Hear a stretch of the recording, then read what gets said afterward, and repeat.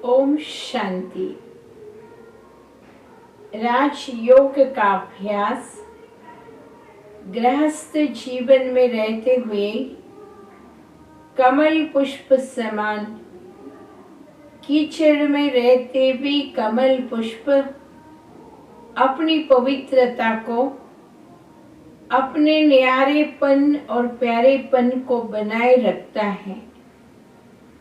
तभी कीचड़ के कमल को हम श्री लक्ष्मी की पूजा में अर्पण करने उपयोग में लाते हैं। कमल पुष्प की निशानी विशेष देवी देवताओं के हर अंग के कंपैरिजन में यूज करते हैं। जैसे लक्ष्मी के नयनों को कमल नयन कहेंगे, पाद पद्म कहेंगे, हस्त कमल, कर कमल कहेंगे। यानी पद्म, कमल पुष्प सब कुछ करते हुए भी अपनी शुद्धता को, पवित्रता को, न्यारेपन को, प्यारेपन को बना के रखता है। वैसे इस गृहस्थ जीवन में रहते हुए भी कई कीचड़ जैसे समस्याएं सामना करते हुए भी अपने जीवन को कमल पुष्प समान न्यारा प्यारा रखने का संदेश कमल पुष्प गृहस्थियों को देता है। आप देखेंगे आध्यात्मिक साधना कोई इस गृहस्थ से, अपनी जिम्मेवारियों से, बाल बच्चों से, कुटुंब परिवार से, व्यापार व्यवहार से, नौकरी धंधे से, पढ़ाई से भागने का नाम आध्यात्म नहीं है। आध्यात्म पलायनवाद नहीं सिखाता है हमें। आध्यात्म हमें इस लौकिक जीवन में रहते हुए भी एक जीने की कला सिखाता है। आर्ट ऑफ लिविंग सीखते हैं हम आध्यात्म के द्वारा। जीवन जीने की कला सिखाता है राजयोग और आध्यात्मिक ज्ञान। इस जीवन में रहते हुए भी इसे कैसे सुंदर बना सकते हैं। जैसे नाटक में कोई पार्टधारी का विशेष अच्छा पार्ट होता है तो अंत में प्रेक्षक कहेंगे वंस मोर, वंस मोर, और एक बार करे नाटक और एक बार एक्टिंग करें, हम इसका आनंद लेंगे। ऐसे इस जीवन नाटक में भी हम इतना सुंदर पार्ट बजाएं अपने लौकिक जीवन में भी, जो लोग कहे जीवन हो तो ऐसा, इनके जैसा, इनका जीवन हमारे आगे आदर्श रहा। वैसे जीवन राजयोग के माध्यम से हम अनुभव करने के लिए और विशेष राजयोग की विधि के द्वारा कई प्राप्तियों को प्राप्त करने के लिए राजयोग का अभ्यास बहुत आवश्यक है। कई अनगिनत प्राप्तियों को हम प्राप्त करते हैं इस राजयोगा प्रैक्टिस के आधार पर। तो प्राप्तियां क्या हैं? जैसे कहेंगे कोई भी देवी देवता को भुजाएं दिखाते हैं, सिर्फ 2 भुजा वाले नहीं दिखाते कोई भी देवता को। या तो कहेंगे सहस्र भुजाएं या तो कहेंगे अष्ट भुजाएं। हर देवी को आप देखेंगे अष्ट भुजाएं दिखाते हैं। और इसके विरुद्ध में रावण को 10 शीश दशानन कहते हैं। उसके 10 शीश हैं लेकिन भुजा 2 ही है। देवी को एक ही शीश है लेकिन भुजाएं अष्ट भुजाएं दिखाते। इसका राज क्या है? कलयुग के गृहस्थ जीवन में गृहस्थ का भार ढोता है। आप देखेंगे रावण के शीश के ऊपर एक गधे का शीश भी दिखाते हैं। एक कलियुगी गृहस्थ जीवन ढो रहा है मनुष्य गधे के जैसे, रावण के वश होकर के। रावण कोई व्यक्ति का, असुर का नाम नहीं है। रावण सांकेतिक के कैरेक्टर हैं जो कलियुग के आज के गृहस्थ वातावरण को दर्शाता है। आज घर के अंदर 10 सदस्य हैं तो 10 सदस्यों के अलग अलग विचारधारा होती हैं, एक मत नहीं होगा। 10 सिर काम करेंगे लेकिन 10 सिर सोचेंगे, लेकिन काम 2 ही भुजा के द्वारा होगा। घर की पूरी जिम्मेवारी का भार सिर्फ 2 भुजा, कोई उस घर का जो मेन हेड होता है उसके ऊपर होता है, लेकिन सिर 10 चलाएंगे। मतलब अनेकता का ये वाचक है। अगर दैवी शक्ति को देखेंगे, अष्टभुजाएं हैं और एक ही सिर है। इसका मतलब जहाँ दैवी शक्ति, दिव्य गुण होते हैं, वहाँ पर अष्टभुजाएं काम करेंगे। यानी घर के सदस्य सब काम करने में, अपने घर को चलाने में अपने आप को व्यस्त किए हैं, लेकिन घर का जो मेन हेड होता, माता या पिता या बड़ा भाई, उसके कहने के अनुसार सारे घर के सदस्य चलेंगे। मतलब वहाँ एक मत होता है, 2 मत के लिए वहाँ चांस नहीं है। तो ये कलियुग के गृहस्थ आश्रम, वैसे कलियुग में गृहस्थ आश्रम बना ही नहीं। गृहस्थ आश्रम कहने में आता है, लेकिन श्रम आश्रम है।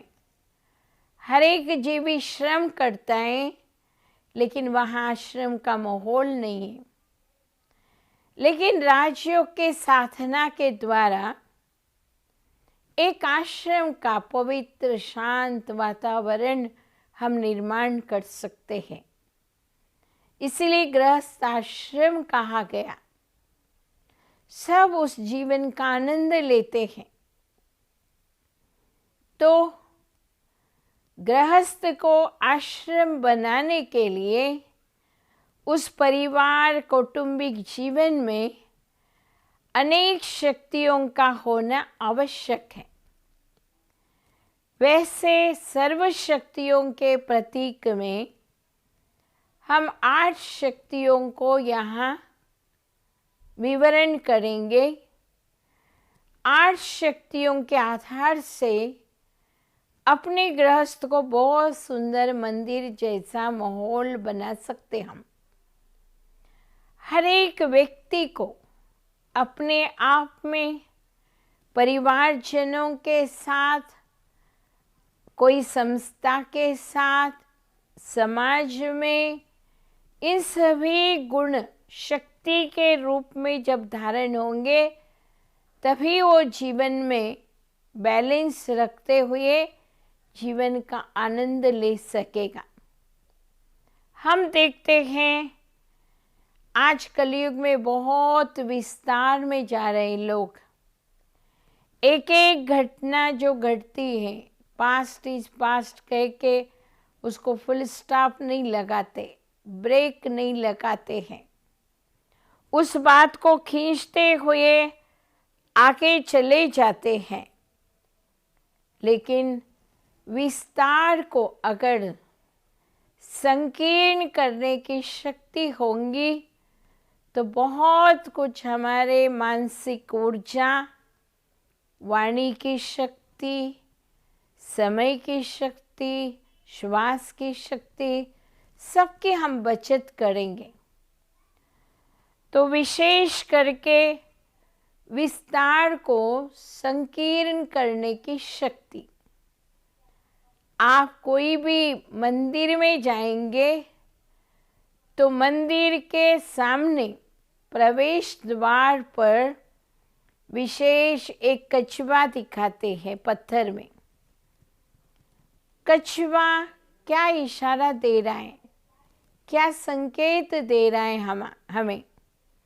आप देखेंगे कछुआ जब उसको अन्न आहार चाहिए तो अपने आर्गन्स को बाहर डालता है। उसका पेट भर गया, काम पूरा हुआ तो सारे कर्मेंद्रियों को अंदर लेके ऐसे पड़ा रहता जैसे मरा हुआ है, अशरीरी बन जाता, शरीर से डिटैच हो जाता है। तो ये कछुआ हमें ये सबक सिखाता है कि हे मानव, तुम मंदिर में प्रवेश कर रहे हो, भगवान से मिलने जा रहे हो, तो अपने लौकिक जीवन की जो भी बातें हैं उसे तुम समेट करके अंदर जाओ, विस्तार को समेटो।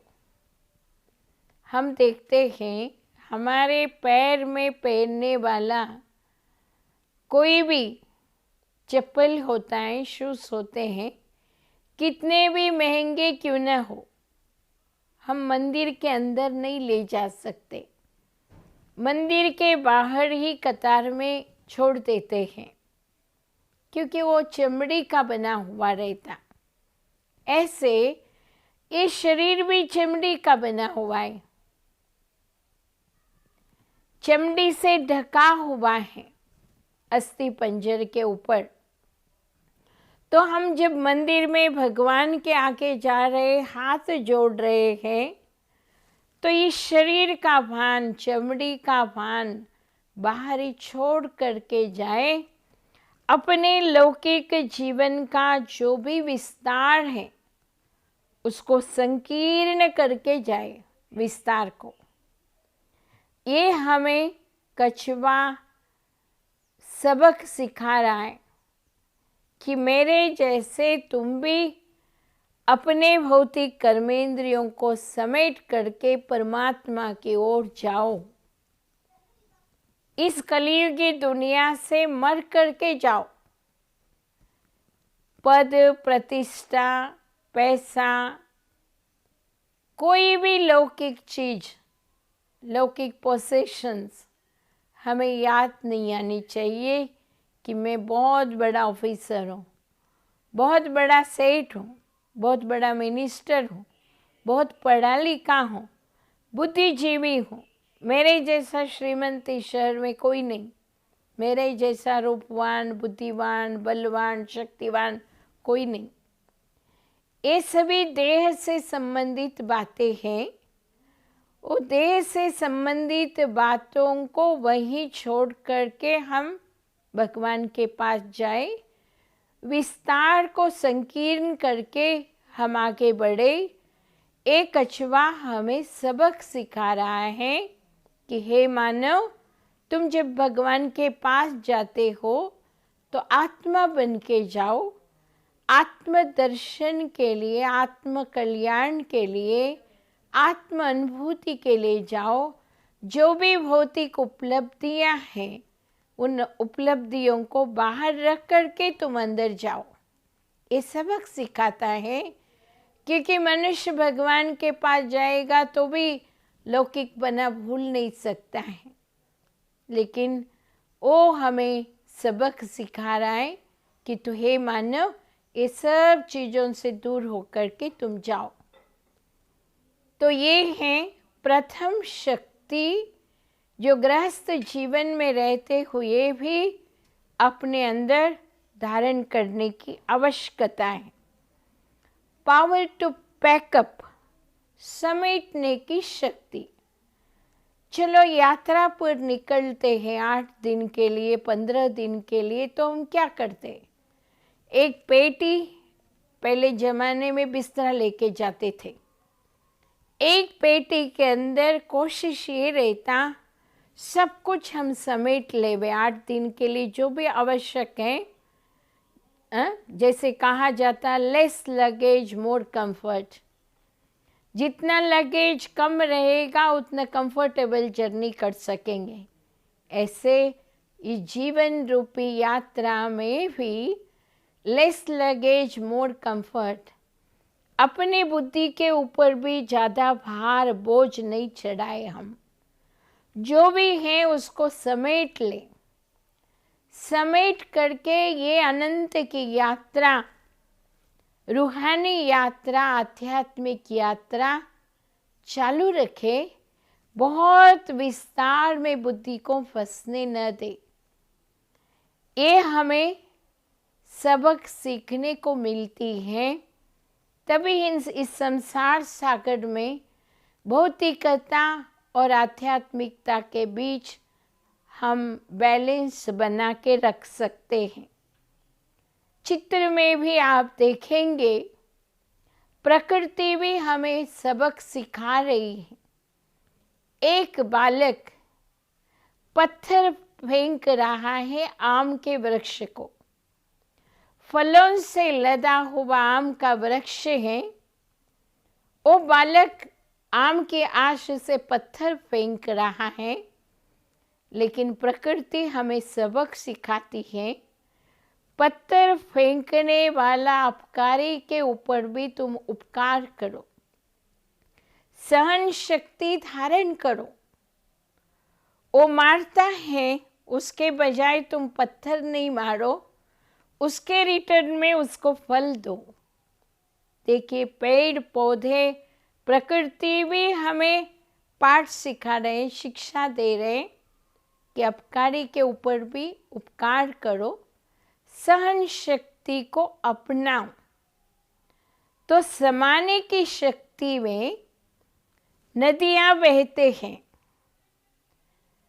नदियों में कचरा डाला जाता, वो कभी नदी ये नहीं कहती मेरे में कचरा क्यों डाला, वो सागर की ओर बढ़ती है, उस कचरे को लेकर के बहती है। बहना उसका गुण है। वो बहते बहते बहते अपनी मंतव्य की ओर पहुंचती है, लेकिन कभी रुकती नहीं है मेरे अंदर क्यों कचरा डाला गया। यानी समाने की शक्ति आज परिवार, कुटुंब, संघ, संस्था में भी इस शक्ति की आवश्यकता है। लोगों के गुणों को, अवगुणों को, कमी कमजोरियों को अपने में समाना। हमारे ही घर के सदस्य से कोई उल्टी बात हो जाती है, हमारी बेटी से कोई गलती हो जाती है, तो क्या 10 लोगों के आगे हम ढिंडोरा पिटवाएंगे, मेरी बेटी ने ये गलती किया, मेरी बेटी ने ये गलती किया। अगर बेटी की गलती छिपाते हो तो बहू की गलती क्यों नहीं समाते हो। बहू भी तो और किसी की बेटी है, आपके घर की लक्ष्मी बन के आपके घर को संवारने सजाने आई है। आपके पुत्र वधू बन के, आपके पुत्र के अनुगामिनी बन के, कंपेनियन बन के जीवन यापन करने आई है, वो भी तो बेटी है। कोई भी हो, किसी भी की कमजोरी को अंदर समाना ये नदी सिखाता है हमें।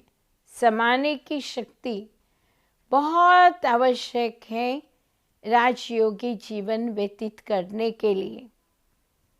और आप देखेंगे परखने की शक्ति कितना जरूरी है। आप सोनार के पास कोई सोने के गहने लेके जाते हो, हाथ में पकड़ते ही वो बोलेगा ये रियल सोना है, ये मिक्स्ड सोना है। परखने की शक्ति होती है।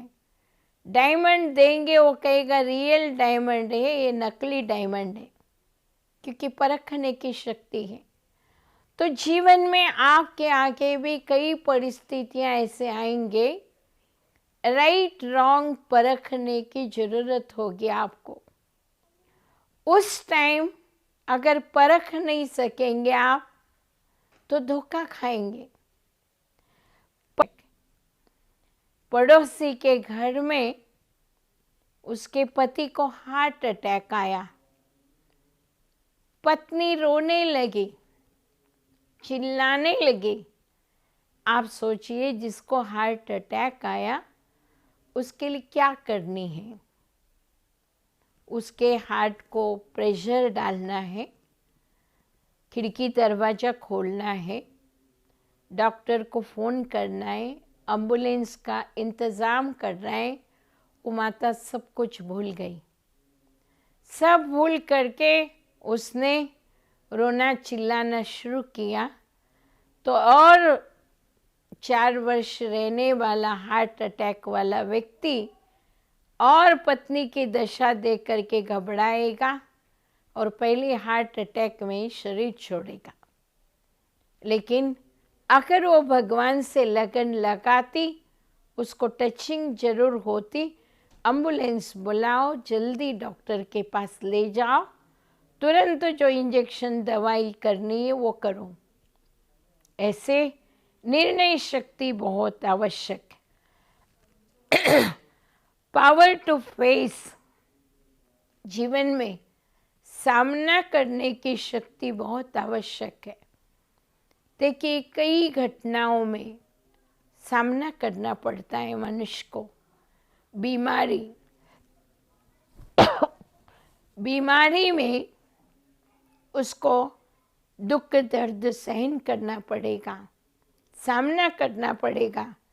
लेकिन में विश्वास है, अपने आप में दृढ़ संकल्प है कि मैं इससे बाहर निकलूंगी अवश्य। एक कर्म भोग को योग बल से खत्म करूंगी।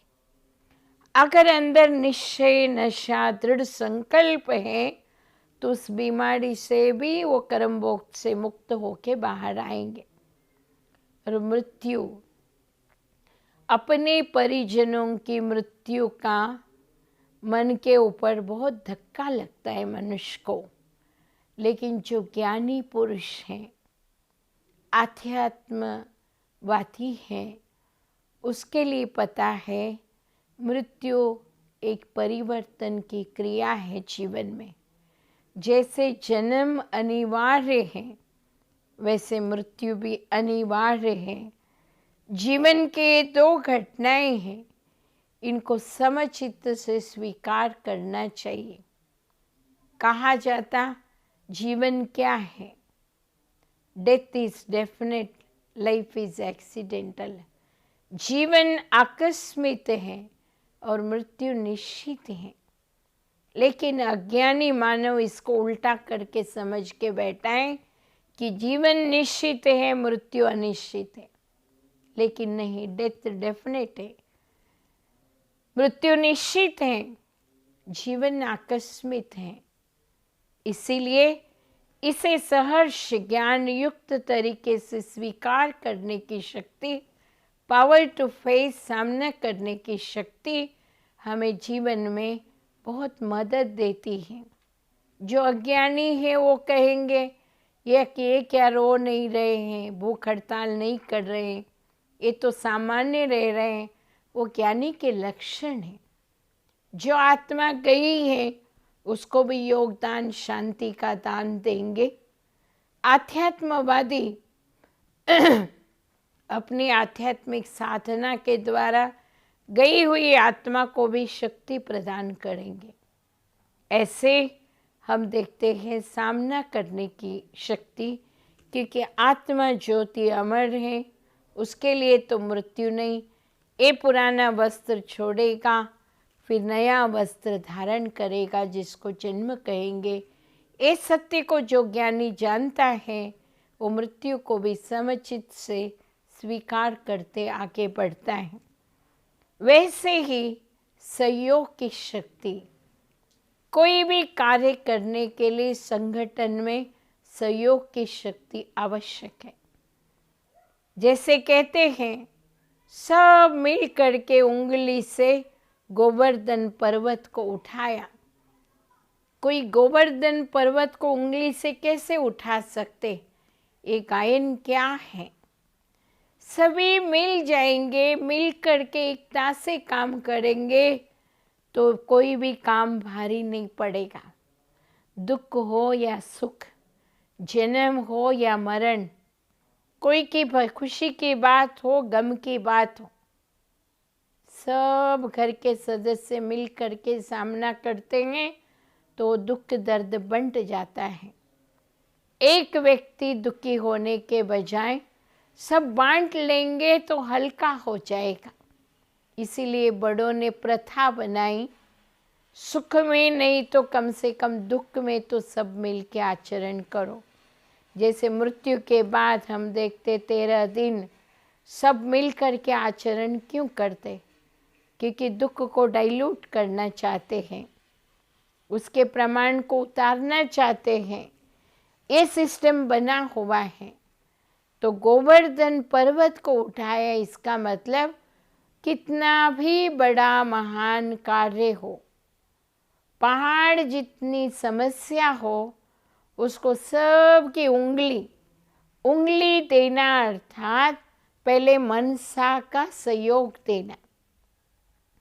चलो ये कार्य करना है हमें सबको मिल करके। मन से सहयोग देना सर्व से अधिक सहयोग माना जाता। बाद में तन का सहयोग, उस कार्य में तन को भी लगाएंगे। समझो घर में 100 लोगों का भोजन बनाना है, 100 लोग मेहमान को बुलाए, कोई एक काम करेगा सब्जी काटने का, कोई छौंका लगाने का, कोई रोटी बेलने का, सब मिल के करेंगे तो कार्य आसान सिद्ध होगा। कोई कार्य की तैयारी करनी है, सब हाथ बटाएंगे उसमें, क्योंकि अपना परिवार अपना घर है। ईश्वरी विश्वविद्यालय में माउंट आबू से लेकर के स्थान पर भी हम देखते हैं सब मिल के हाथ बटाते हैं तो कितना भी बड़ा पहाड़ जितना कार्य राई बन जाता है, सहज हो जाता है। तो मन का सहयोग, तन का सहयोग, धन का सहयोग। समझो कोई बीमार है घर में व्यक्ति, उसके पास इतना नहीं है पैसा, लेकिन हम लोग क्या करते, सब मिल करके उसको फल ले जाते हैं, उसके साथ साथ थोड़ा बहुत सहयोग भी देते हैं। अपने ही भाई, अपनी ही बहनें हैं, तो थोड़ा थोड़ा सहयोग देने से उसका जो बर्डन है, बोझ है, बीमार पड़ गया, इतना खर्चा हुआ, वो कम हो जाता है। सब बांटने वाले हैं, शेयर होल्डर्स हैं फैमिली के, तो दुख दर्द नहीं महसूस होता। कोई भी कार्य, चलो बहन की शादी करनी है, सब मिल कर के हाथ लगाया, बहनें भाई जो भी है घर में, ऐसे नहीं माता पिता ही करें, सबने हाथ बढ़ाया तो बहुत बड़ा कार्य भी सहज हो जाता है। तो ईश्वरी विश्वविद्यालय में ऐसे सब मिल करके सामूहिक रूप से उस पहाड़ को, यानी बड़े कार्य को सबके सहयोग से करते हैं तो सहज हो जाता। बूंद बूंद से तालाब कहा जाता, एक एक बूंद सबके सहयोग से तालाब बन जाता है। ऐसे ही हर एक तन मन धन समय शक्ति सहयोग दे करके कोई भी कार्य को करना, ये सहयोग की शक्ति है। ऐसे हम देखते ये अष्ट शक्तियाँ अष्टभुजाधारी देवी की निशानी के रूप में, ये अष्ट शक्तियाँ जीवन में आवश्यक है। आज देखिए सहन शक्ति की कमी के कारण कोई ने कुछ बोला, 2 शब्द और रूठ गए, पति पत्नी के बीच अनबन, उसके बीच बच्चे परेशान, बीच में कितने दिनों तक मन मुटाव चलता है घरों में। 4 भाई हैं तो 4 भाइयों के ऊपर प्रॉपर्टी के लिए मन मुटाव होता है, एक दूसरे से बात नहीं करेंगे, दुश्मनी वैर मोल लेंगे, फिर वो क्या घर सुखमय संसार बन सकता है? कदापि नहीं। अगर सहयोग की शक्ति है तो सहज हो जाएगा कार्य। आजकल वृद्धाश्रम बढ़ रहे हैं। वृद्ध माता पिता बोझ महसूस हो रहे बच्चों को। 4 बच्चों को माता पिता ने मेहनत करके संभाला, पाला, पोसा, बड़ा किया, शिक्षा दिया, दीक्षा दिया, शादी कराए, सब कुछ कराए माता पिता बहुत आनंद हर्ष के साथ। और वही बच्चे बड़े होके उनको माता पिता बोझ लगने लगे। 4 कुएं का पानी एक कुएं में समाना और एक कुएं का पानी 4 में नहीं समाना, ये अंतिम विनाश के लक्षण बताया गया है। 4 भाइयों की जिम्मेवारी एक माता पिता उठाते, तो 4 कुएं के पानी एक कुएं में समा गया और एक कुएं का पानी 4 कुएं यानी एक माता पिता 4 भाइयों में नहीं समा रहे। कहेंगे तुम 4 मास उनके पास रहो, 4 मास हमारे पास रहो। बेचारे वृद्ध माता पिता अपने लगेज, अपनी औषधि उठा करके साल में 4 घर घूमना होता है, उनके लिए कोई परमानेंट स्थान नहीं होता है। तो ये क्या है?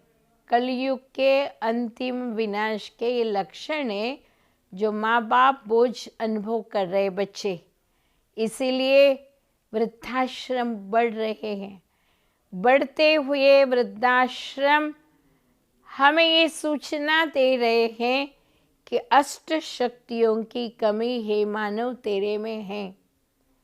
जैसे छोटे बच्चों के नटखटपना, जिद, रोना धोना, ये माँ बाप बहुत खुशी से सहन करते हैं।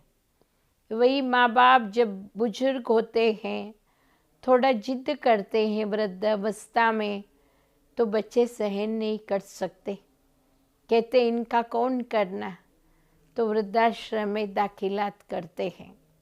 तो ये क्या है? समाज में पतन का सूचक है, गिरावट का सूचक है कि अपने माता पिता को संसार के सुख से वंचित करके कुटुंब, परिवार, पोते धोते, बहू बेटे, इस सुख से वंचित करके उनको वृद्धाश्रम में छोड़ के आना, ये क्या है?